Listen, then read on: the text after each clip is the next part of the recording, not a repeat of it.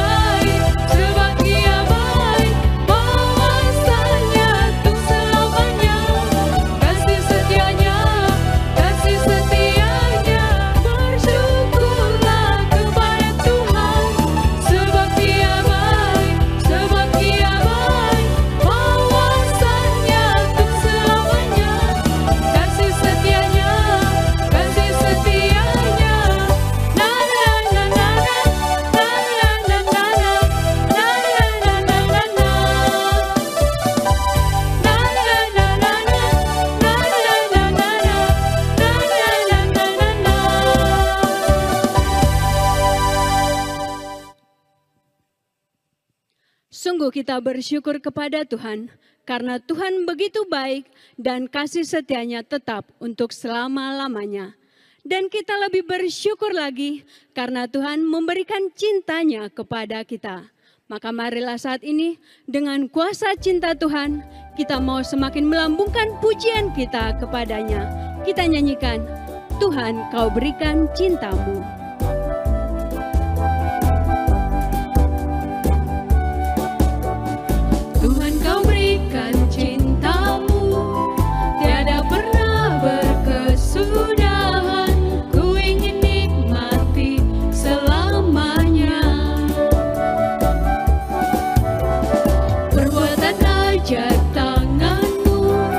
Warnai hari hidupku bersamamu, ku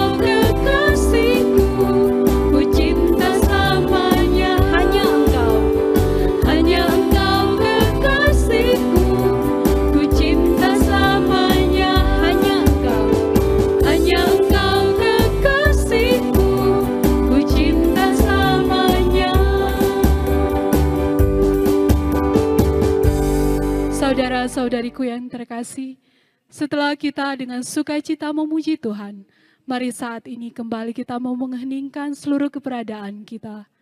Kita mau lebih dalam menyadari kuasa kasih-Nya, menyadari Roh Kudus yang hadir dalam diri kita. Mari saat ini kita memohon agar Roh Kudus yang membimbing kita, yang menyatakan mujizat-Nya di dalam seluruh kehidupan kita, khususnya di dalam pengarahan pada sore hari ini. Mari bersama kita nyanyikan Mujizat Terjadi.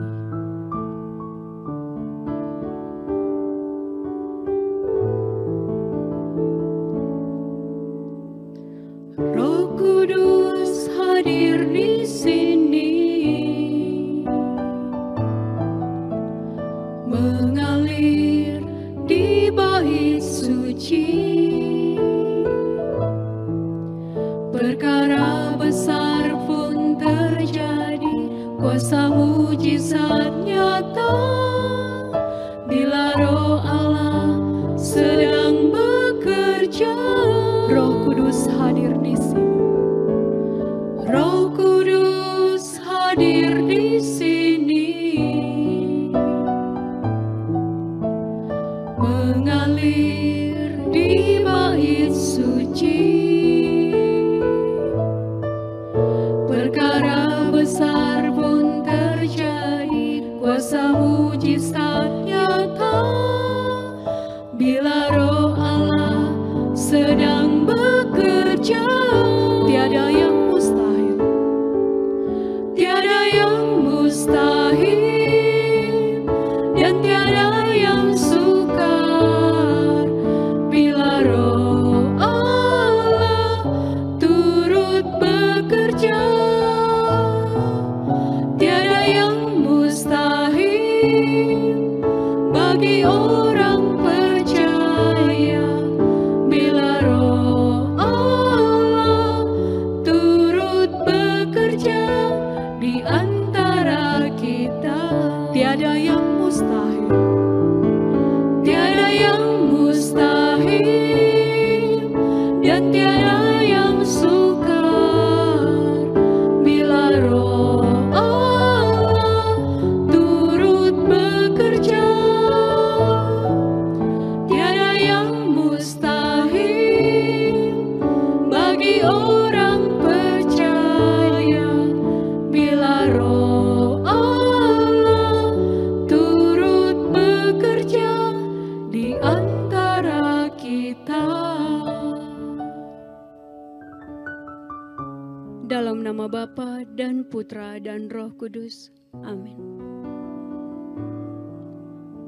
Ya Allah Roh Kudus, Roh cinta kasih, kami sungguh bersyukur karena Engkau selalu hadir dan tinggal di dalam lubuk jiwa kami. Ya Allah Roh Kudus, bekerjalah saat ini di dalam diri kami. Bukalah hati kami, agar kami mampu menerima pengajaran, agar kami sungguh-sungguh menerimanya dan melaksanakannya dalam kehidupan kami sehari-hari.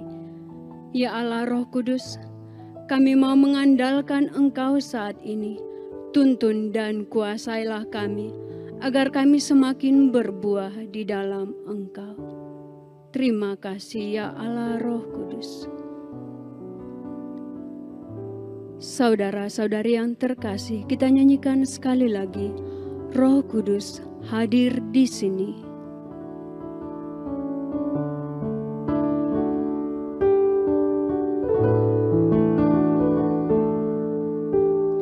Roh Kudus hadir di sini, mengalir di bait suci. Perkara besar pun terjadi, kuasa mujizat nyata, bila Roh Allah sedang bekerja. Tiada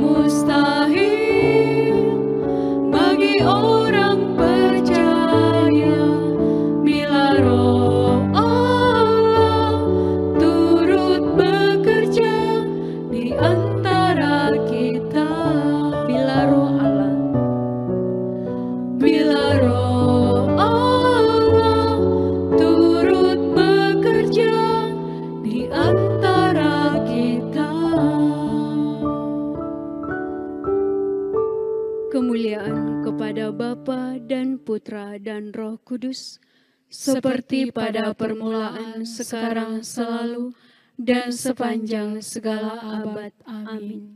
Dalam nama Bapa dan Putra dan Roh Kudus. Amin.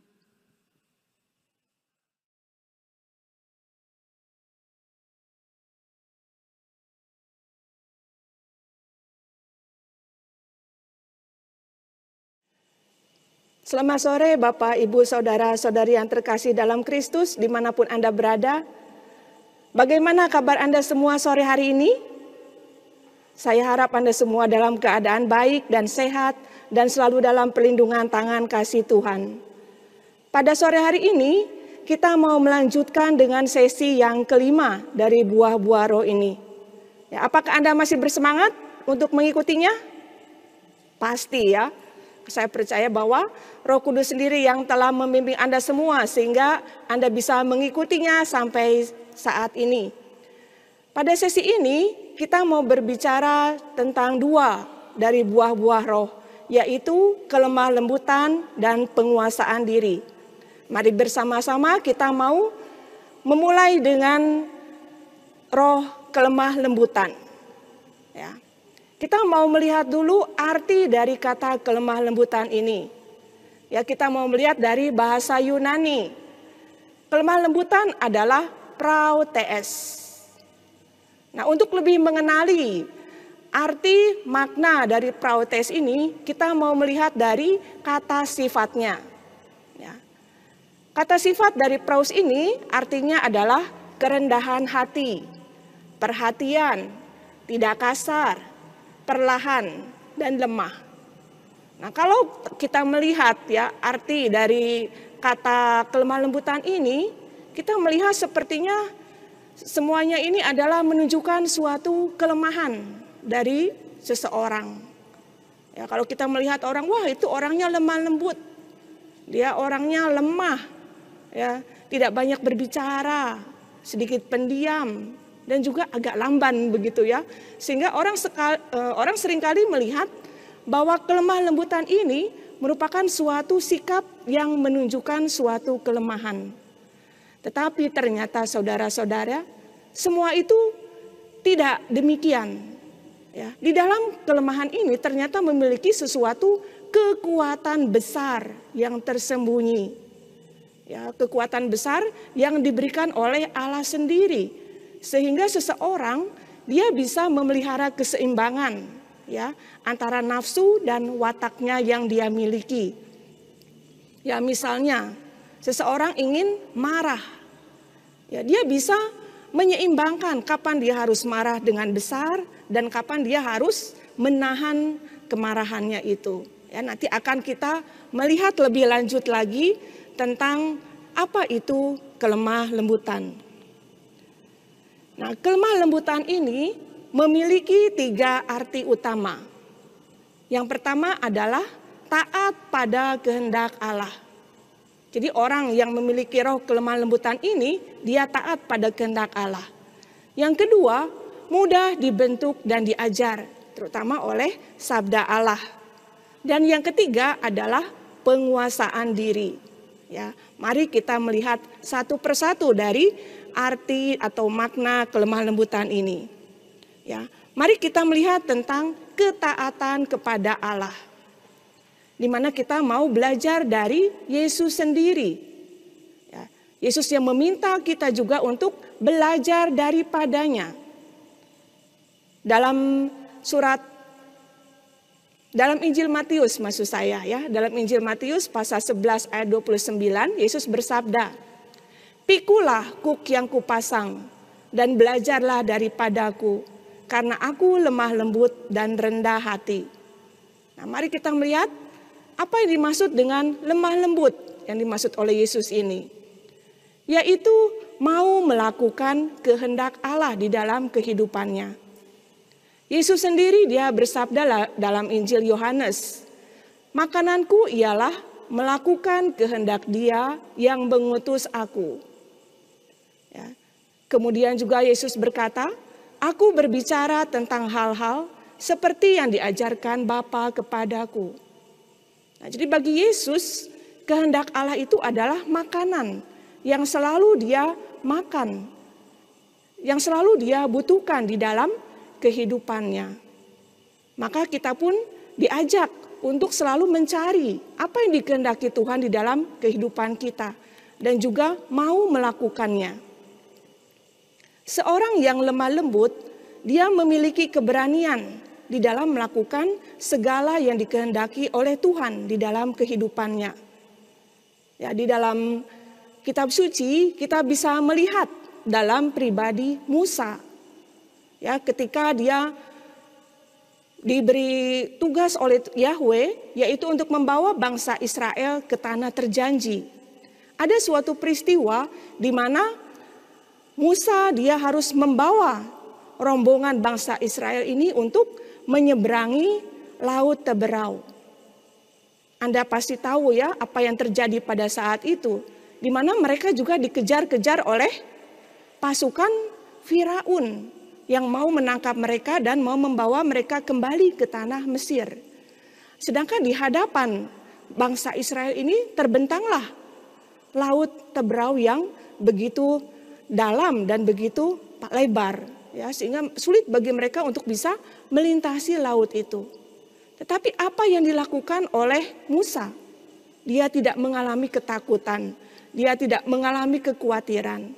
Tetapi dia diberikan kekuatan oleh Tuhan untuk bisa memberanikan, ya, untuk bisa menguatkan bangsa Israel untuk tetap maju. Ya, dalam kitab Keluaran pasal 14 ayat 13 di sana ditulis, "Janganlah takut, berdirilah tetap dan lihatlah keselamatan dari Tuhan yang akan diberikannya hari ini kepadamu, karena Tuhan yang akan berperang untukmu." Musa tidak menunjukkan ketakutannya, kekhawatirannya, tetapi dia sungguh-sungguh percaya kepada Tuhan. Saudara-saudari yang terkasih, seseorang yang memiliki sifat kelemah lembutan ini, dia akan bertumbuh dalam iman, harapan, dan kasih akan Tuhan. Kenapa? Karena dia melihat Allah yang berkarya di dalam kehidupannya, Allah yang tidak pernah meninggalkan dia. Maka dia selalu berharap dan percaya bahwa Allah selalu menyertai setiap langkah hidupnya. Dalam kehidupan kita sehari-hari, ya, sesuai dengan panggilan hidup kita. Anda sebagai kepala keluarga, sebagai ibu, sebagai anak, juga sebagai karyawan, sebagai pelajar. Disitulah kehendak Tuhan dinyatakan bagi kita masing-masing. Rahmat Tuhan juga dicurahkan menurut panggilan hidup kita masing-masing. Ketika kita menjalani masalah yang kita hadapi, salib-salib kehidupan, kita pun berharap kepada Tuhan. Kita pun percaya bahwa Tuhan saat ini hadir bersama dengan saya. Jadi orang yang lemah lembut, dia sungguh-sungguh percaya bahwa Allah hadir di dalam kehidupannya. Dan dia pun mempercayakan seluruh hidupnya kepada Tuhan. Yang kedua, yaitu mudah dibentuk dan diajar oleh sabda Tuhan. Dalam surat Yakobus pasal 1 ayat 21, di sana tertulis demikian. "Buanglah segala sesuatu yang kotor dan jahat, dan terimalah dengan lemah lembut firman yang tertanam di dalam hatimu." Ya. Sekarang pertanyaannya, tanah kita ini seperti apa? Hati kita ini seperti tanah apa? Ya. Dalam perumpamaan penabur yang menaburkan benihnya. Nah, di situ ada benih yang jatuh di tanah di pinggir jalan. Ada yang jatuh di tempat yang berbatu-batu. Ada juga yang jatuh di tanah yang bersemak duri. Dan juga banyak yang jatuh di tanah yang subur. Seperti tanah apakah hati kita ini, ya, untuk menerima firman Tuhan? Bila kita sungguh-sungguh menerima firman itu dengan baik, kita menjadikan bahwa hati kita itu tanah yang subur, tanah yang gembur, maka akan membuahkan keselamatan bagi jiwa kita. Ya, kemampuan bahwa kita pun akan bertahan setia kepada Tuhan sampai akhir hidup kita. Ya, meskipun ada tantangan, ada rintangan, tetapi kita bisa menjalaninya. Ya, bagaimana suster dalam kehidupan kita sehari-hari? Ya, misalkan ketika kita sungguh-sungguh ya dalam keadaan yang sulit, apalagi dalam pandemi saat ini ya. Mungkin banyak juga orang yang kehilangan pekerjaan mereka. Kemudian tidak ada nafkah yang cukup untuk memberi makan keluarganya. Akhirnya terdorong misalkan ya ada godaan. Ya sudah, kamu mencuri saja. Cobalah kamu korupsi kecil-kecilan. Ya, tetapi sabda Tuhan mengatakan bahwa jangan mencuri. Ya, akhirnya kita ada keberanian ya untuk menolak semua godaan itu. Dan akhirnya kita pun mengatakan tidak Tuhan, meskipun saya hidup dalam kekurangan, tapi saya pun mau tetap setia kepadamu. Saya tidak mau jatuh di dalam dosa. Ya, meskipun misalkan Tuhan anak saya sakit, tidak ada uang Tuhan, bagaimana? Saya pinjam kepada teman saya juga mereka dalam keadaan yang sulit. Ya, saya mau mencuri. Bagaimana juga saya tahu itu dosa Tuhan. Tapi saya membutuhkan untuk anak saya ini. Ya, maka dia pun akan terus berusaha. Sampai akhirnya dia bisa menemukan jalan keluar yang terbaik. Untuk mengatasi anaknya yang sakit ini. Ya, bisa saja dia pergi kepada dokter. Dan akhirnya Tuhan setelah mengetuk hati dokter itu untuk membantu tanpa harus membayar. Dan memberikan obat-obatan juga kepada orang yang lemah lembut ini. Pengajaran, khotbah, teguran yang kita peroleh dari entah dari guru, ya, entah dari romo, entah dari suster, entah seperti saat ini melalui pengarahan-pengarahan akan memperbaharui cara pikir dan cara pandang kita, saudara-saudara, dalam menjalani kehidupan sehari-hari, ya. Kita akan melihat segala sesuatu dalam terang Allah. Kita tidak mengikuti ajaran-ajaran duniawi ini yang sifatnya sementara. Misalnya, ya, banyak orang yang melakukan aborsi.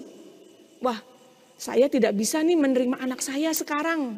Ya, sepertinya saya terlalu berat begitu kan untuk bisa melahirkan anak saya. Karena keadaan ekonomi keluarga sedang tidak mapan begitu kan, sedang dalam kekurangan. Apa saya ikut-ikut juga ya melakukan aborsi. Ya. Tetapi orang yang lemah lembut dia diberi kekuatan oleh Tuhan untuk tidak mengikuti arus dosa seperti itu. Ya. Kemudian juga dengan hedonisme, mencari kenikmatan duniawi yang hanya mau memuaskan hawa nafsu saja. Ya. Seseorang diberikan kekuatan untuk tidak mengikuti semua dorongan-dorongan itu. Ya, karena sabda Allah yang telah dia baca, yang telah dia renungkan, itu menguatkan dia untuk tidak mengikuti semua dorongan-dorongan itu. Maka saudara-saudari yang terkasih, penting sekali bahwa kita membaca dan merenungkan kitab suci. Ya, Anda sudah diajarkan untuk melakukan Lectio Divina ya, tadi siang. Nah, itu bisa Anda lakukan juga di dalam kehidupan Anda sehari-hari. Ya, jadi kitab suci jangan Anda pajang begitu ya di lemari. Memang bagus ya, itu kan tebal begitu kan. Wah, bagus kalau dilihat. Tapi bukan untuk dilihat, bukan untuk dipajang kitab suci itu, saudara-saudara. Tetapi untuk Anda baca. Ya, di mana sabda Allah sendiri yang akan menguatkan Anda di dalam menjalani panggilan kehidupan Anda itu. Yang ketiga adalah penguasaan diri. Ya, di mana seseorang berani untuk menanggung penderitaan yang tidak harus ia tanggung. Ya, bukan karena kesalahannya, tetapi karena dia hidup dalam kebenaran. Ya, kalau seseorang menderita karena kesalahannya, itu sudah sewajarnya, bukan? Ya, itu konsekuensi dari kesalahan atau dosa yang dia lakukan. Ya. Tetapi orang yang lemah lembut, dia bisa menguasai dirinya, dia mau menanggung penderitaan itu yang seharusnya itu tidak dia tanggung, ya, karena dia tidak melakukan kesalahan apapun. Ya, misalnya seseorang yang tidak mau melakukan korupsi, ya, atau orang yang mengatakan kebenaran, dia hidup dalam imannya. Tetapi dia oleh lawan-lawannya tidak disukai, ya, karena menghalangi niat-niat mereka untuk melakukan kejahatan-kejahatan itu. Akhirnya apa yang terjadi? Ya, dia difitnah, kemudian dia dituduh, dia dipersalahkan. Ya. Tetapi orang yang lemah lembut ini dia hanya diam saja. Ya, dia bisa untuk menguasai keadaannya. Ya, dia tidak menyerang, dia tidak membalas, tapi dia menyerahkan semuanya itu kepada Tuhan. Ya. Mereka juga tidak mengeluarkan reaksi yang negatif. Ya, maksudnya reaksi yang menyakitkan ketika dia mengalami tuduhan-tuduhan atau fitnahan-fitnahan itu. Nah, sebenarnya saudara-saudara, bisa saja ya kita langsung marah ketika kita dituduh, ketika kita difitnah. Itu hal yang wajar, bukan? Loh, saya tidak salah kok, tapi kenapa saya dipersalahkan? Kenapa saya difitnah untuk hal-hal yang sebenarnya tidak saya lakukan? Ya. Bisa kita pun akhirnya menyalahkan kepada mereka bahwa merekalah yang memang mau melakukan semuanya itu. Santo Paulus kepada jemaat di Korintus pada suratnya yang pertama, dia mengatakan demikian. Dengan apakah saya harus datang kepadamu? Dengan cambuk? Atau dengan kasih, dengan hati yang lemah lembut? Kita ada pilihan para saudara ketika kita mau melakukan sesuatu. Kita mau melakukan dengan kekerasan, ataukah kita mau dengan kasih melakukannya? Ya, tentu saja kita mau melakukannya dengan kasih, bukan? Ya, daripada kita melakukan suatu kekerasan, di mana kita pun bisa menyakiti hati orang lain. Ya. Contohnya kembali dalam kitab suci, saya memberikan Musa, ya, di mana dalam kitab Bilangan pasal 12 ayat 3 dikatakan bahwa Musa itu adalah manusia yang paling lemah lembut di seluruh dunia. Wah, Anda mungkin belum pernah ya mengetahui bahwa Musa ini adalah seseorang yang sungguh paling lemah lembut di dunia. Saya juga baru tahu ya ketika saya mempersiapkan hal ini. Nah, waktu itu terjadi bahwa Musa itu dikatai, ya, seperti diadili, dihakimi oleh Harun dan Miriam. Ya. Kenapa? Karena Musa waktu itu mengambil perempuan Kus. Musa tidak mengatakan apa-apa ketika diadili, ketika dia dihakimi. Ya. Tetapi Allah yang kemudian membela Musa ini. Ya. Musa hanya diam saja, tetapi bagaimana Allah sungguh-sungguh membela Musa. Bahkan akhirnya Tuhan pun memberikan hukuman kepada Miriam, yaitu sakit kusta. Dan apa yang dilakukan oleh Musa, dia mendoakan, ya, dia memohon kepada Tuhan untuk menyembuhkan Miriam. Saudara-saudara, mungkin Anda juga saat ini sedang mengalami hal yang seperti Musa, tidak dimengerti oleh rekan kerja, tidak dimengerti oleh istri, oleh anak-anak. Anda dalam keadaan terjepit, Anda difitnah, ya. Bersikaplah lemah lembut ini dan membiarkan Allah sendiri yang akan bekerja di dalam peristiwa yang sedang Anda hadapi ini. Tuhan yang akan membela Anda, ya. Bila Anda sungguh-sungguh melakukan sesuatu hal yang benar tentunya, ya, bukan melakukan suatu dosa atau kesalahan, Anda layak untuk mendapat marahan itu, di mana Anda berhak untuk mendapatkan yaitu hukuman-hukuman itu, ya. Tetapi bila Anda tidak melakukan apapun, Tuhanlah yang akan membenarkan Anda semua. Jadi kita melihat bahwa sifat-sifat dari kelemah lembutan ini seseorang yang dikendalikan oleh Roh Allah, ya, di mana di dalam segala peristiwa hidupnya dia sungguh-sungguh bekerja dengan Roh Kudus yang membimbing dan menggerakkan dia, terutama untuk, ya, tadi itu melakukan kehendak Allah di dalam kehidupannya. Nah, orang yang lemah lembut, dia juga akan memiliki bumi. Ya, Yesus sendiri bersabda dalam khotbahnya di bukit, berbahagialah orang yang lemah lembut, karena mereka akan memiliki bumi. Mengapa? Ya, kita mau melihat bahwa orang yang lemah lembut, Dia mendatangkan damai dan sukacita di dalam kehidupan bersama. Orang yang lemah lembut, dia mudah untuk mengampuni, mudah untuk menerima orang-orang yang ada di sekitarnya. Dia mau mendatangkan kebaikan dan kesejahteraan bagi orang lain. Ya, seperti kita lihat tadi ya dalam perjalanan bangsa Israel ya, keluar dari tanah Mesir menuju tanah terjanji. Bagaimana Musa, dia dengan berani, dia dengan lemah lembut, ya, dia dengan penuh kepercayaan membawa rombongan bangsa Israel yang tegar tengkuk, ya.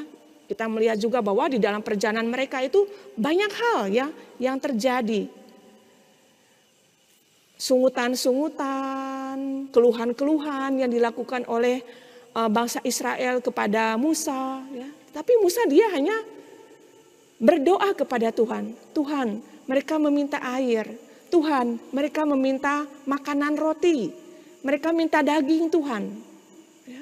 Dan akhirnya memang Musa menerima semuanya itu. Ya, bangsa Israel mereka ketika kehausan mereka bisa minum. Ketika mereka kelaparan mereka bisa makan. Ya. Terlebih mereka pun melihat mujizat yang paling besar yang dilakukan oleh Tuhan. Yaitu ketika mereka harus melintasi laut Teberau itu. Sungguh karya Tuhan bekerja saat itu. Nah, begitu pula pada kita saat ini. Karya Tuhan bisa kita lakukan, bisa kita terima, ya, bisa kita lihat di dalam kehidupan kita. Ketika kita hidup damai, ketika kita hidup sukacita bersama dengan orang-orang yang ada di sekitar kita, ya, dengan orang-orang dimanapun kita berada, di dalam keluarga, kemudian di dalam lingkup gereja, dalam lingkup pekerjaan, dan dalam lingkup bermasyarakat, bernegara yang lebih luas. Ya. Tetapi perlu kita juga hati-hati. Ya. Dalam awal kehidupan seseorang, dia diliputi oleh roh kelembutan ini. Ya. Tetapi bisa juga mengalami akhirnya dia tidak lembut hati lagi, ya, tidak mau tagih taat kepada kehendak Tuhan dan memiliki kesombongan, ya, tidak memiliki sikap rendah hati. Misalnya kita lihat dalam diri Raja Saul, ya. Awal-awalnya dia sungguh mengikuti apa yang dikehendaki Tuhan. Dia sungguh terbuka dengan kuasa Roh Allah yang bekerja di dalam dirinya. Ketika dia juga mengalami fitnahan-fitnahan, ejekan-ejekan, hinaan-hinaan, Saul diam saja. Ya, dia pura-pura tuli, tidak mengikuti semuanya itu. Ya, hatinya pun tidak menjadi panas. Tetapi bagaimana ketika dia iri hati, ya, kepada Daud? Karena Daud dia dihormati, dipuji-puji, ya, disanjung-sanjung karena mengalahkan perang. Akhirnya kemudian ada kemarahan. Ada iri hati, cemburu dalam diri Saul yang akhirnya menyebabkan dia tidak mau terbuka lagi, tidak mau bekerja sama lagi dengan Roh Allah. Yang akhirnya membawa dia kepada kesombongan dan juga keinginan untuk membunuh. Jadi ada ambisi di dalam diri Saul ini. Ya, maka saudara-saudari yang terkasih, kita pun mau belajar dari pengalaman Saul ini. Ini pun bisa terjadi di dalam diri kita. Ya, ketika kita dalam keadaan baik-baik saja mungkin tidak bermasalah. Tetapi ketika ada hal orang lain lebih disanjung, orang lain lebih dihormati. Nah, mungkin saat itulah kita pun bisa jatuh dalam dosa iri hati dan membuat roh kelemah lembutan ini juga hilang, ya, atau pergi dari diri kita. Maka kita pun tetap harus berjaga-jaga.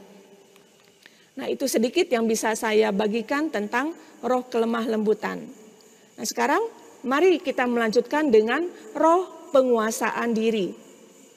Kita mau melihat kembali arti kata dari penguasaan diri ini diambil dari bahasa Yunani, yaitu enkraiteia.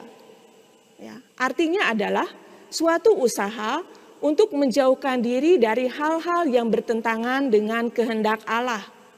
Ya, apa itu? Yaitu segala kenikmatan tubuh yang menjauhkan kita dari Allah. Maka saudara-saudara, kita harus dan perlu untuk mengontrol diri dan keinginan kita. Kenapa? Ya, karena dalam diri manusia seringkali ada pertentangan batin. Ya, kita bisa melihat dalam surat Rasul Paulus kepada jemaat di Roma pasal 7 ayat 15. Di situ tertulis demikian. Saya ingin melakukan sesuatu yang baik. Saya ingin melakukan kehendak yang baik. Tetapi apa yang saya lakukan adalah hal yang sebaliknya. Ya, yaitu hal yang saya benci, yang saya tidak ingin lakukan. Itu yang akhirnya saya lakukan. Tentu Anda pun sering mengalami hal seperti ini ya. Ya, ketika malam berdoa ya, kita merenungkan, aduh Tuhan, hari ini saya tadi ngomongnya keras terhadap istri saya. Saya tidak memuji dia untuk masakan yang dia masak, padahal enak ya. Besok pagi ya, saya berjanji bahwa saya akan memuji dia. Ya, saya akan menyapa dia dengan manis. Pagi harinya apa ketika Anda bangun? Lupa ya dengan apa yang sudah Anda janjikan itu. Bukannya kata manis, sapaan sayang ya. Tetapi langsunglah kata perintah ya. Tolong siapkan ini, tolong siapkan itu. Nah, setelah itu baru sadar. Aduh Tuhan ya. Kemarin saya minta kepadamu dan saya pun sudah berjanji dengan diri saya bahwa saya akan melakukan yang baik kepada istri saya. Tapi hasilnya seperti ini ya. Dan juga masih ada pengalaman-pengalaman lain ya yang Anda alami dalam kehidupan Anda. Apa saja yang perlu kita kontrol ya? Apa saja yang harus kita kendalikan ya? Ada 3 hal yang harus kita kontrol ini, yaitu keinginan mata, keinginan daging, dan kesombongan hidup. Ya, mari kita melihat satu persatu. Ya, kita mau melihat dulu keinginan mata. Mata adalah pelita tubuh. Jika mata kita baik, teranglah seluruh tubuh. Tetapi jika mata kita gelap, maka betapa gelaplah kegelapan itu. Ya, jadi dengan mata kita bisa melihat semuanya. Ya kan? Semuanya itu yang ada di sekitar kita, semuanya itu netral. Tetapi bagaimana dengan mata kita sendiri, kita ketika menatap semuanya itu? Ya. Ketika kita melihat makanan, wah enak, saya mau ini makan. Tetapi saya ada sakit kolesterol, begitu kan. Nah bagaimana? Apakah saya tetap mau makan? Apakah saya bisa menguasai diri untuk tidak makan? Ya, misalkan ini sedang masa prapaskah. Saya sudah berjanji bahwa saya akan pantang daging. Ya. Terus ketika melihat ya di restoran, waduh itu masakannya kok lezat sekali, begitu kan. Kemudian ingatlah, aduh saya ini sekarang sedang puasa ya. Makan tidak, makan tidak, makan tidak. Makan aja deh. Ya, puasanya nanti saja lah, ganti hari. Ya, saya ganti nanti tambah, bukan hari Jumat lah, nanti saya ganti saja hari Sabtu. Ya, hari Sabtu melihat lagi, wah enak lagi gitu kan. Waduh, ini ikannya ini luar biasa nikmat nih. Masakan istri saya, masakan kesukaan saya. Dan akhirnya batalah juga puasa itu. Ya.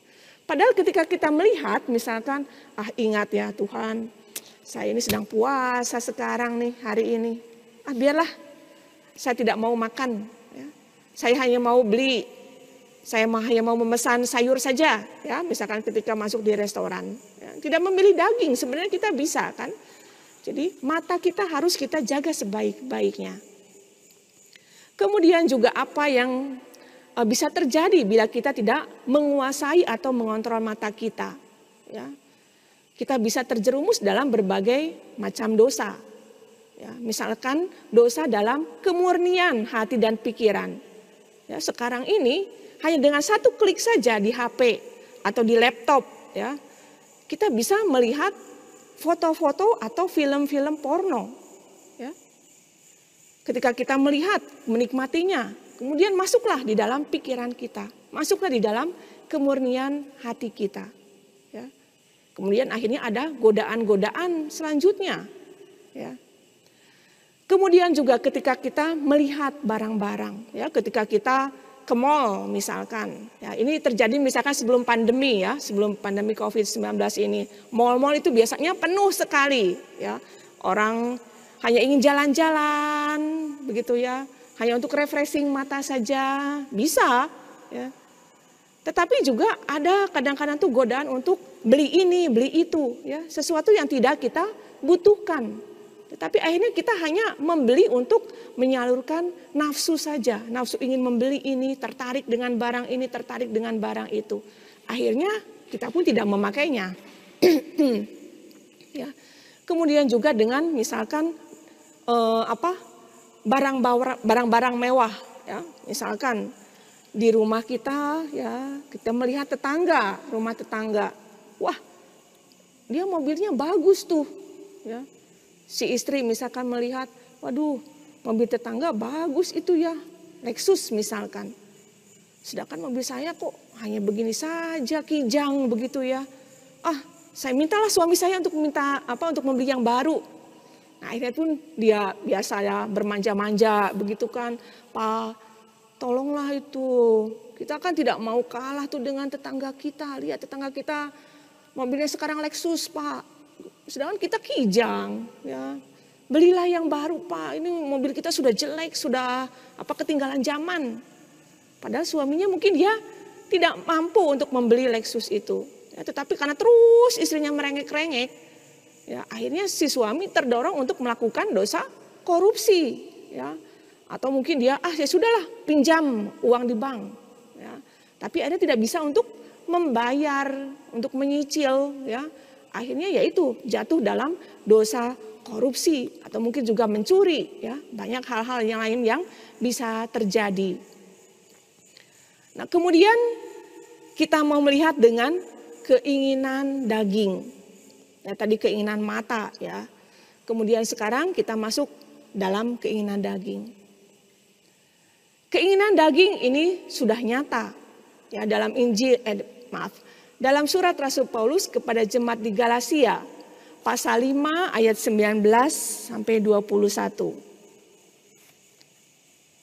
Di sana tertulis, perbuatan daging telah nyata, ya, yaitu percabulan, kecemaran, hawa nafsu, penyembahan berhala, sihir, perseteruan, perselisihan, iri hati, amarah, kepentingan diri sendiri, percideraan, roh pemecah, kedengkian, kemabukan, pesta pora, dan sebagainya. Jadi kita lihat bahwa banyak sekali ya saudara-saudari yang terkasih perbuatan dari daging ini, ya, perbuatan daging ini. Ya, dari sekian banyak ini mungkin juga ada di dalam diri kita semua, ya, dalam diri saya dan juga dalam diri Anda. Misalkan saya iri hati dengan saudara saya karena dia bisa segalanya, banyak talenta yang dia miliki. Tapi saya tidak bisa, Tuhan. Ya, tapi saya tidak memiliki semua seperti yang dimiliki oleh saudara saya ini. Maka akhirnya dia apa yang dilakukan? Ya. Dia pun mencoba berusaha terus, ya. Bahkan mungkin dia pun bisa menjatuhkan saudaranya ini supaya dia pun tampak lebih tinggi, supaya pamor dari saya sendiri bisa lebih tinggi daripada saudara saya ini. Ya. Tuhan, saya sudah berusaha. Ya. Dia bisa musik, dia bisa main keyboard, Tuhan. Saya mau mencari yang lain. Oh, saya berusahalah. Saya mencoba misalkan untuk belajar biola. Ya. Saya tidak mau kalah dari saudara saya ini. Saudara saya ini dia sekolahnya di UI misalkan ya, di Universitas Indonesia. Saya tidak mau kalah Tuhan dari dia. Saya mau kuliah di Singapura misalkan supaya saya lebih keren daripada dia. Ya. Keinginan-keinginan daging yang bisa membawa kita kepada kesombongan, keangkuhan. Ya. Kemudian juga yang lain misalkan kemabukan, ya, pesta pora. Tapi untung ya dalam masa pandemi COVID-19 ini kita dibatasi ya dalam hal pesta pora, kemabukan, ya, di mana seringkali juga ya ada orang-orang tertentu mereka melakukan hal yang seperti ini, ya. Mereka suka dengan masakan-masakan, dengan makanan-makanan, makan ya mereka dengan lahap. Kemudian setelah selesai langsung pergi ke kamar mandi, ya, bukan untuk kumur-kumur ya, bukan untuk bersih-bersih mulut ya, tetapi untuk apa? Untuk memuntahkan semuanya itu. Dan kemudian dia masuk lagi. Ya, masuk lagi untuk menikmati makanan-makanan yang masih tersedia. Ya. Kemudian juga keinginan daging yang lain yaitu dengan nafsu seks. Ya. Kita melihat dosa seks pada zaman ini tuh begitu luar biasanya. Ya. Lebih lagi dari zaman yang lalu. Kita melihat terjadi banyaknya perselingkuhan.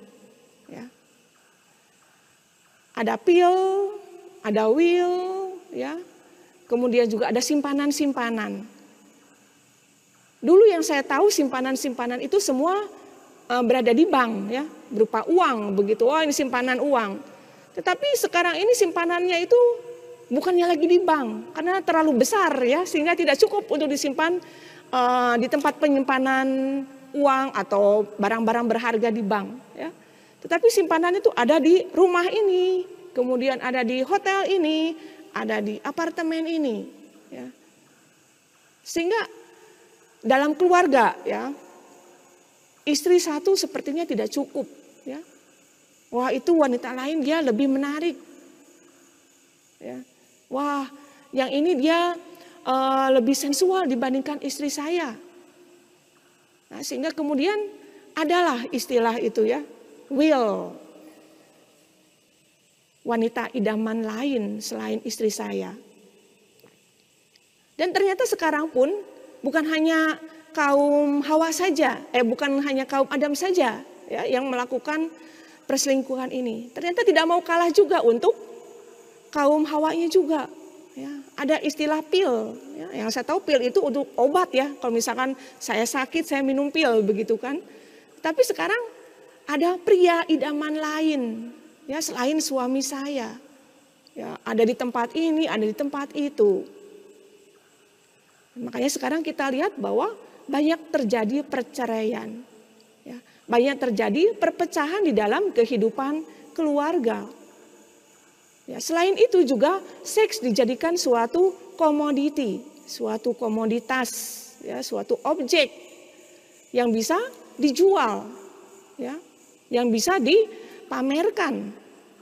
Kalau kita melihat ada iklan-iklan tertentu ya, entah itu di televisi, entah itu di HP, entah itu di pinggir-pinggir jalan, ya, di mana yang menontonkan, mempertontonkan tubuh manusia ini.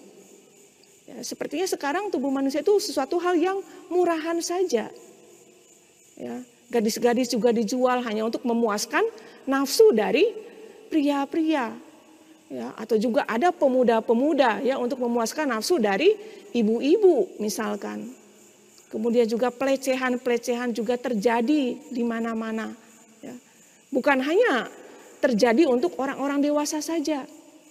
Tetapi juga pelecehan ini dilakukan kepada anak-anak.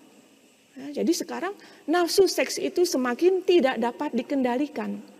Nah, maka roh penguasaan diri ini membantu kita para saudara untuk mengatasi semua tadi yang saya katakan, terutama dari perbuatan-perbuatan daging ini. Nah, saya ingin lebih sekarang menjelaskan masuk dalam seksualitas. Ya. Seks itu adalah sesuatu yang baik, ya, yang diberikan Tuhan kepada kita. Ya. Tetapi karena cara pandang kita yang keliru, maka akhirnya seks itu menjadi sesuatu yang tidak baik, sesuatu yang jelek, sesuatu yang harus ditolak. Ya, padahal tidak demikian. Kita perlu menghargai kepada seksualitas ini. Ya, seksualitas ini adalah suatu energi yang indah, yang baik, yang kuat, dan juga suci. Ya, karena diberikan oleh Tuhan sendiri kepada kita semua. Ya, semua manusia dia memiliki seks ini. Seksualitas ini, maksud saya seks ini mendorong seseorang untuk bisa mencintai, untuk bisa berkomunikasi dan membangun persahabatan, ya, dengan kegembiraan, dengan sukacita. Ya, dengan seks ini juga seseorang mempunyai afeksi, ya, mempunyai perasaan-perasaan, emosi-emosi, compassion, ya, dan juga dapat membangun suatu intimasi, ya, keintiman, terutama untuk perempuan dengan laki-laki, ya. Kemudian juga mampu untuk berelasi dengan baik. Ya, kalau kita melihat arti dari seks ini ternyata sangat indah. Kita bisa mengungkapkan rasa cinta kita, ya. Kita bisa mengatakan, ya, misalkan seorang pemuda dia mengatakan kepada seorang pemudi, wah, nih saya cinta kamu loh, begitu kan, saya sayang kamu, ya, saya ingin menjadikan kamu sebagai istri saya. Nah, ini dorongan dari seks itu sendiri, tentunya sangat indah, ya. Begitu pula dengan seorang pemudi kepada pemuda, ya, kepada pacarnya, dia bisa mengungkapkan hal yang sama. Nah, begitu pula dengan misalkan seorang ayah kepada anaknya, mengungkapkan kasih sayangnya itu, ya, kepada anak perempuan atau kepada anak laki-lakinya, ya, bisa membangun persahabatan di dalam suatu keluarga, ya, bisa menerima bahwa ini perempuan, ini laki-laki, ya. Seseorang bisa menjadi dirinya sendiri, ya, bisa dia menerima apa yang terjadi di dalam tubuhnya, ya, karena adanya seks ini, dan dia melihat bahwa ya tubuh saya indah, diciptakan oleh Tuhan sedemikian rupa, ya. Tentunya ada perbedaan antara perempuan dan laki-laki, tetapi semuanya itu menampakkan suatu keindahan, ya, karena manusia diciptakan menurut gambar dan rupa Allah. Ya. Dengan seks ini manusia dia menjadi pembantu Tuhan, ya, terutama dalam menciptakan dan memberikan kehidupan baru kepada dunia, ya, dimana karena cinta pasangan suami istri akhirnya bisa membuahkan keturunan. Ya, kalau tidak ada seks tidak akan terjadi, tidak akan ada keturunan, ya, jadi manusia akan habis, begitu, ya. Nah, tetapi karena ada dorongan dari seks ini, maka akhirnya terjadilah persetubuhan antara suami dan istri. Ya, ini adalah sesuatu yang sah, yang baik, ya, bagi kehidupan suami istri. Nah, hidup perkawinan adalah hidup dalam kebersamaan dan tanggung jawab. Tentunya dari pasangan suami istri, ya, bahwa seseorang harus memilih hanya satu partner saja, ya, bukannya 2 atau 3, bukan, ya. Jadi hidup satu keluarga, hidup perkawinan yang sesungguhnya adalah dari perempuan dan laki-laki, ya. Jadi harus lawan jenis, ya, bukannya satu jenis. Itu bukanlah suatu hidup perkawinan, itu bukanlah suatu hidup keluarga, ya, pasangan suami istri, di mana satu dengan yang lain mereka saling memberikan cinta secara total, ya, yang akhirnya juga akan memberikan buah kasih dari cinta mereka ini. Nah, terus pasti Anda bertanya, suster, bagaimana kalau mereka yang hidup membujang, ya, atau misalkan hidup dengan mengungkapkan kaul keperawanan, ya, bagaimana mereka bisa mengungkapkan nafsu seksnya? Ya, bisa saja, ya, dengan bantuan rahmat Tuhan itu tidak ada yang mustahil, ya. Yesus juga berkata bahwa ada orang-orang tertentu di mana mereka tidak mau melakukan perkawinan ini ya demi kerajaan Allah. Anda harus ingat ya bahwa terutama bagi mereka yang dipanggil untuk menjadi imam, biarawan, biarawati ya, yang menjalani panggilan sebagai seorang religius, itu bukannya tidak laku ya. Mungkin karena mereka tidak ada yang mencintai ya, atau sudah mencari lama itu ya pasangan hidupnya ternyata tidak dapat. Akhirnya karena merasa tidak laku akhirnya masuk biara. Tidak demikian ya. Karena kalau misalkan orang itu pun masuk, maka akhirnya pun tidak akan bertahan lama ya, akan keluar juga. Atau mungkin ada orang yang memang tidak mau menikah ya, dan juga tidak masuk dalam hidup membiara ya, tetapi dia mau mengabdikan dirinya itu untuk keselamatan sesamanya ya, dia mau mewartakan Injil Tuhan, juga ada yang seperti itu ya.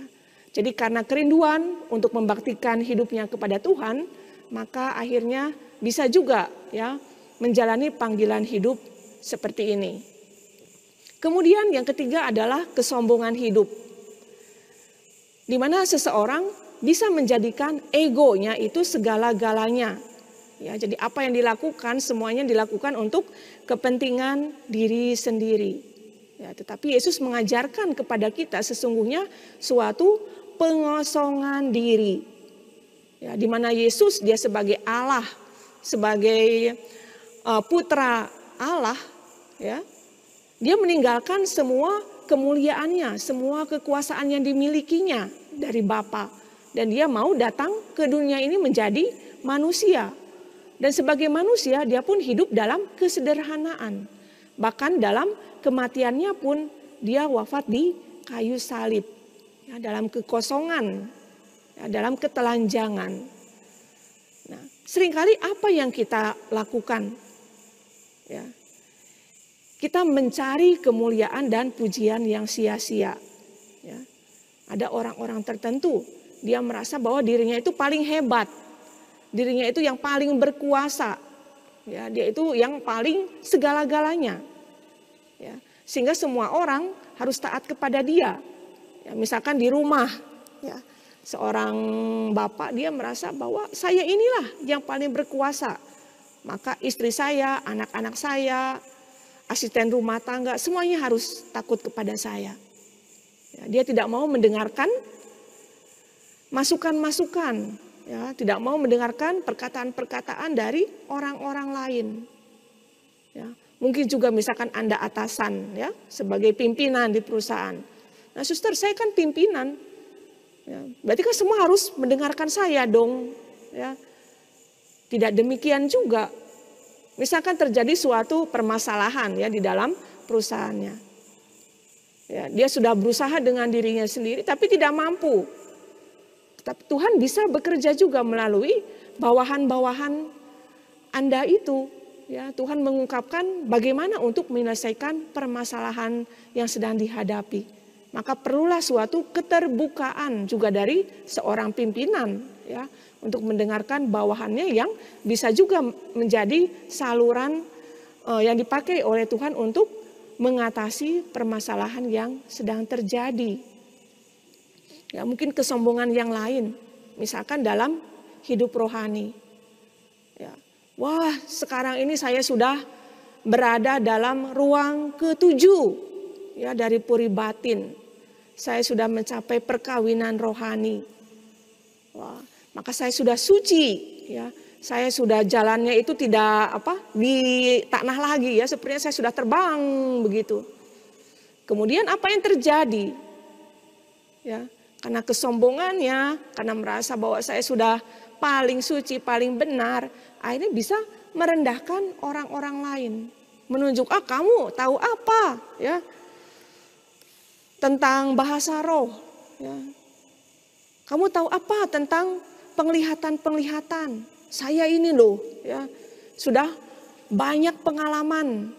Melihat vision-vision, saya melihat Yesus yang menangis, ya. Saya melihat Bunda Maria yang tersenyum pada saya, ya. Kemudian saya sudah mendengar suara-suara Tuhan Yesus. Ya, kamu tidak ada apa-apanya. Ya, ketika saya berdoa dalam keheningan itu, saya seperti terangkat. Ya, saya seperti tidak lagi berada di kursi. Nah, ternyata itu hanyalah mimpi. Ya, itu ternyata kesombongan saja. Ya, dia membesar-besarkan apa yang tidak dia alami. Ya, tetapi ini bisa terjadi para saudara. Karena merasa bahwa hidup doa saya sudah baik. Ya. Saya sudah sungguh-sungguh merasa bahwa Allah itu ada di dalam hati saya. Ya, tetapi ada di dalam hati memang ya, tetapi bukan di pusatnya. Ya, tetapi ada di pinggiran-pinggiran saja. Ya, tetapi dia merasa bahwa wah, Tuhan itu ada di dalam hati saya dan sudah menguasai segala-galanya. Tapi dia lupa bahwa sebenarnya dirinya sendirilah, egonya itu yang menguasai dirinya. Nah, kemudian kita mau melihat ya, bagaimana buah roh ini bekerja.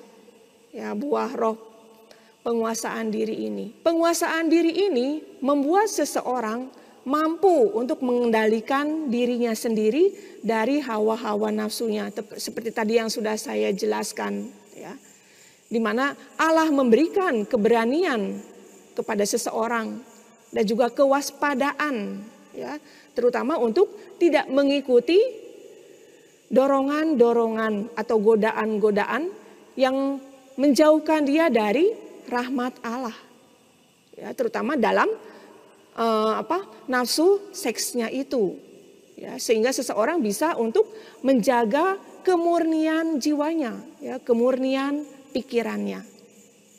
Nah, bagaimana saudara-saudari yang terkasih?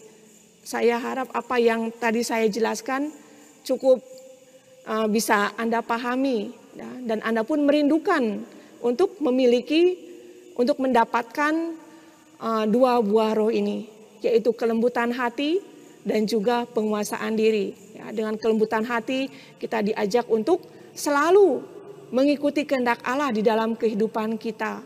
Ya, kita mau membuka diri kita untuk tetap setia melakukan dan mendengarkan firman Tuhan.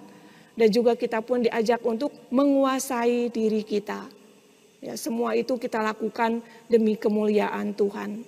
Dan kita pun mau semakin membuka diri kita mengikuti bimbingan-bimbingan Roh Kudus. Jadi saudara-saudari yang terkasih, sekian yang bisa saya bagikan tentang dua buah Roh Kudus ini. Semoga kita dimanapun Anda berada, kita bersama-sama berdoa, ya, kita bersama-sama berdoa untuk mendapatkan buah-buah Roh Kudus ini. Bapak, Ibu, saudara-saudari yang terkasih, sebelum mengakhiri rangkaian pengarahan buah-buah Roh Kudus ini, Suster Andrea akan memberikan kepada kita semua kiat-kiat yang kita perlukan supaya kita bisa bertumbuh dalam buah-buah roh ini dan bagaimana kita mau hidup dalam bimbingan Roh Kudus.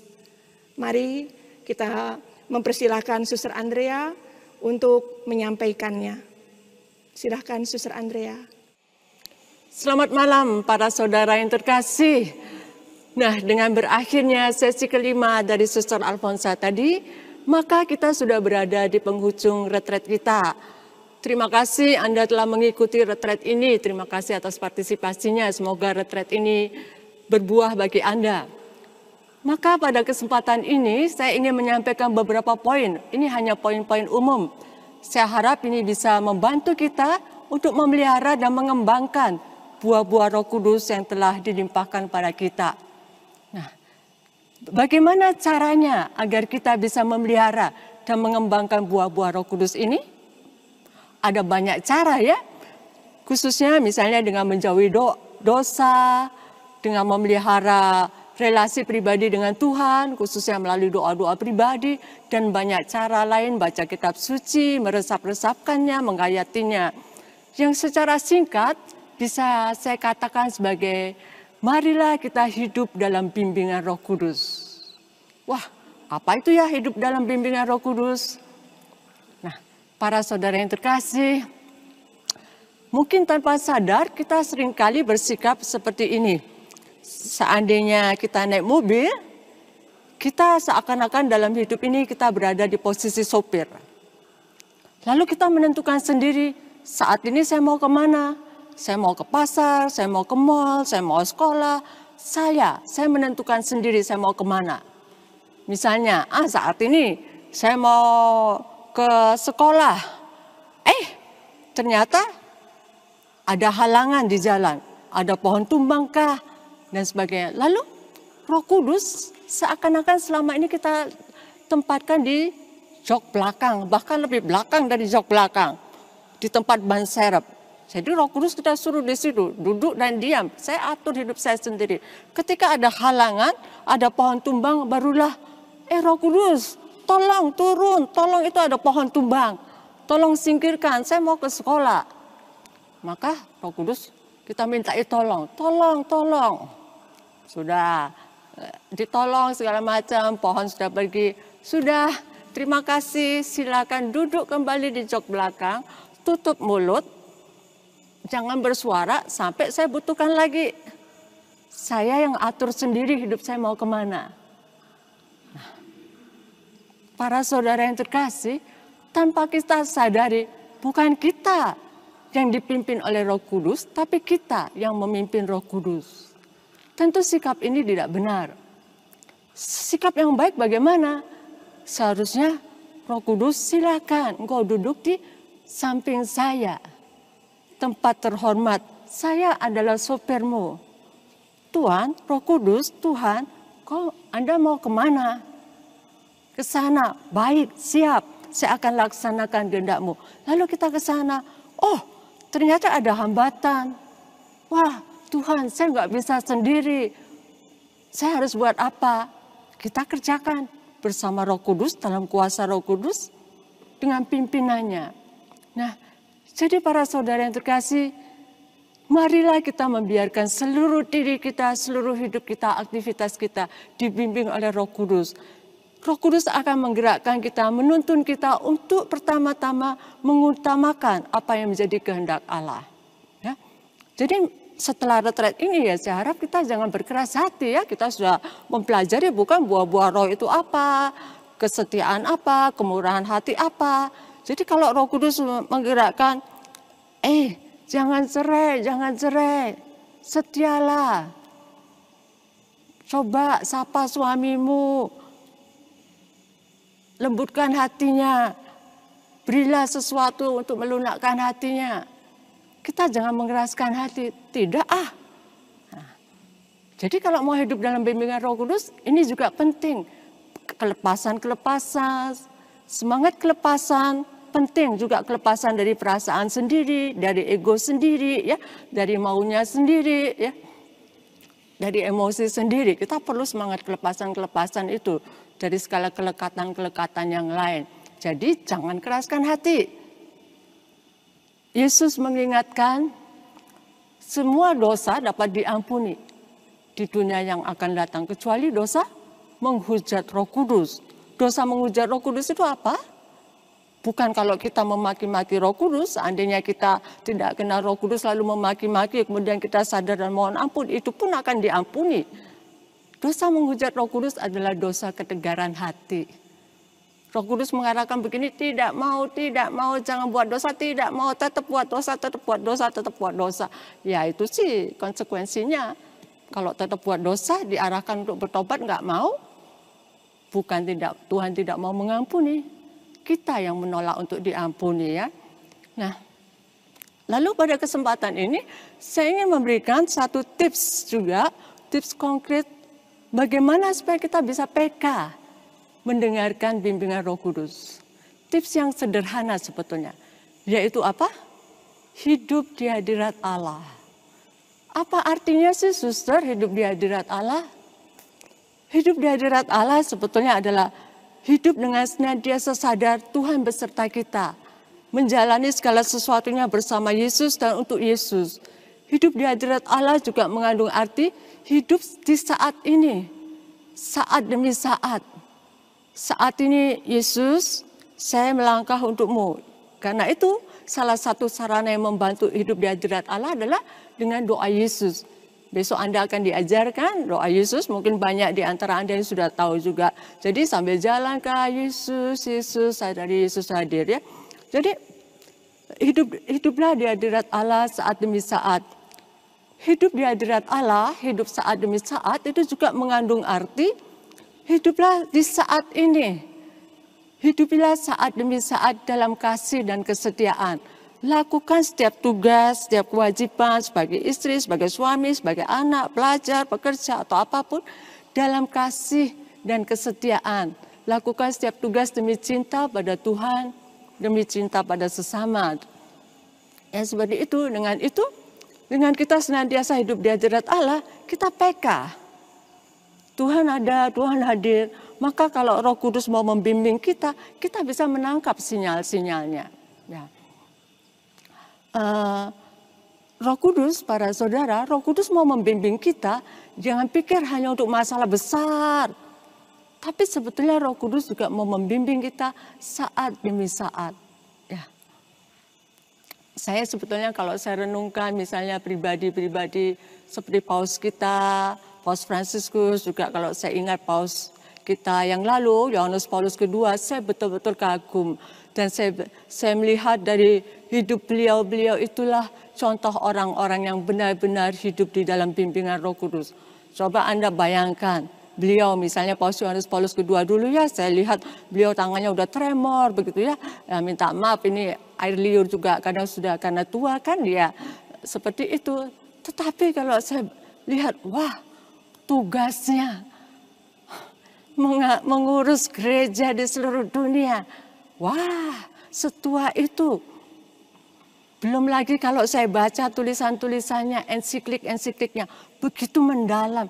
Bagaimana mungkin? Saya bandingkan dengan diri saya sendiri, tugas saya dalam biara ini enggak begitu banyak. Tapi saya seringkali sudah bingung ya membagi waktu, kapan urus ini, kapan urus itu.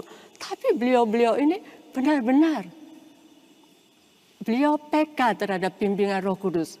Saat ini kerjakan ini, saat ini begini, saat ini begini, saat ini begini, dan semuanya seperti mengalir.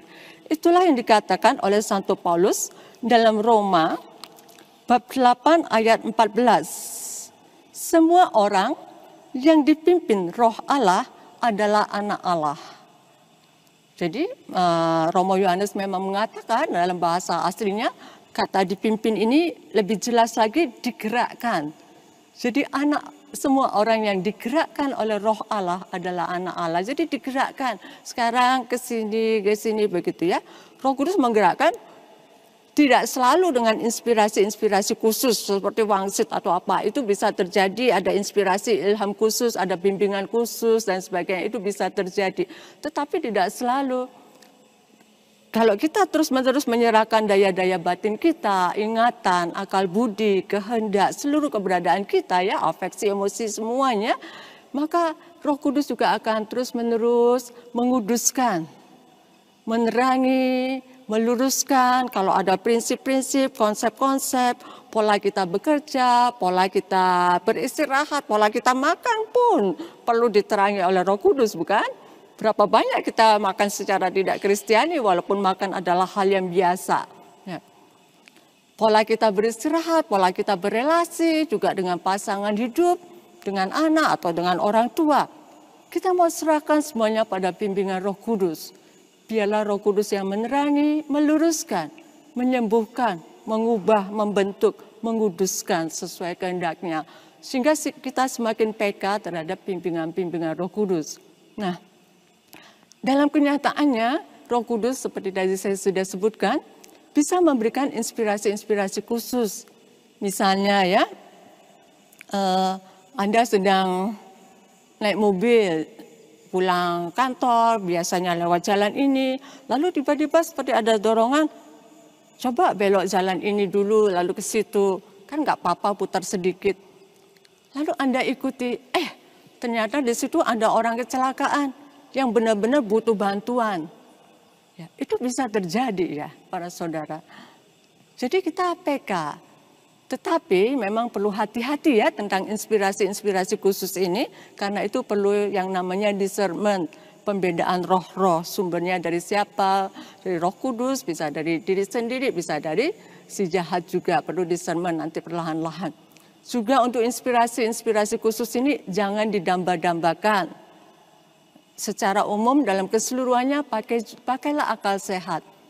Kenapa jangan didamba-dambakan? Jangan, saya tunggu wangsit, jangan. Kenapa?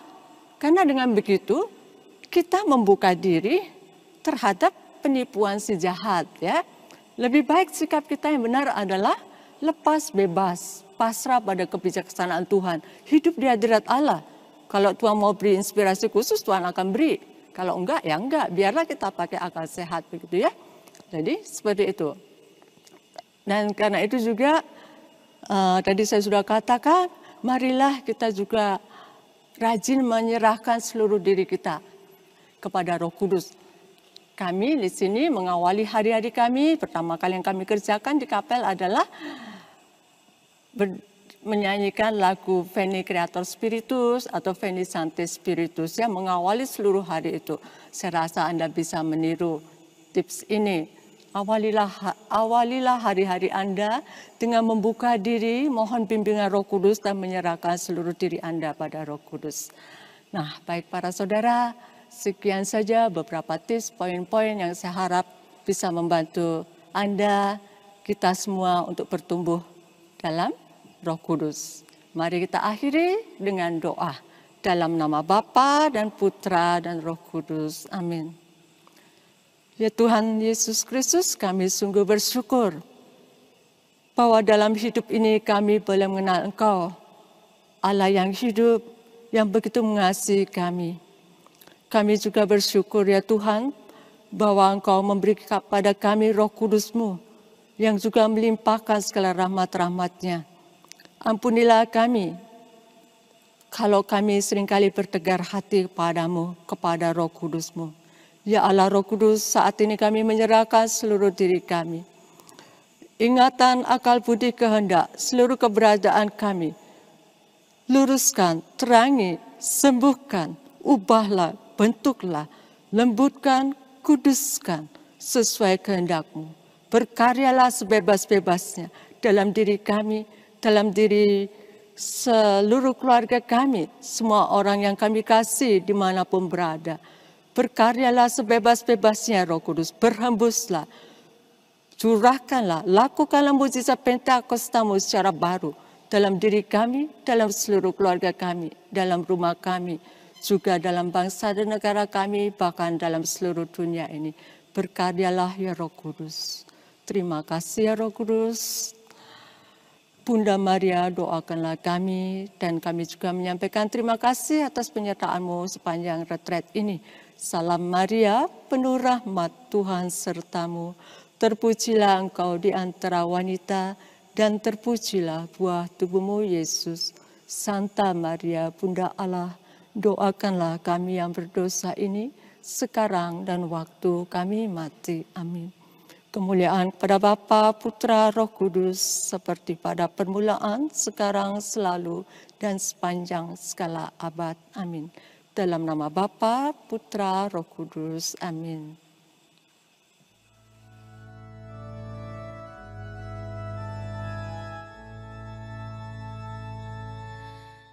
Veni Creator Spiritus, mentes tuorum visita, imple superna gratia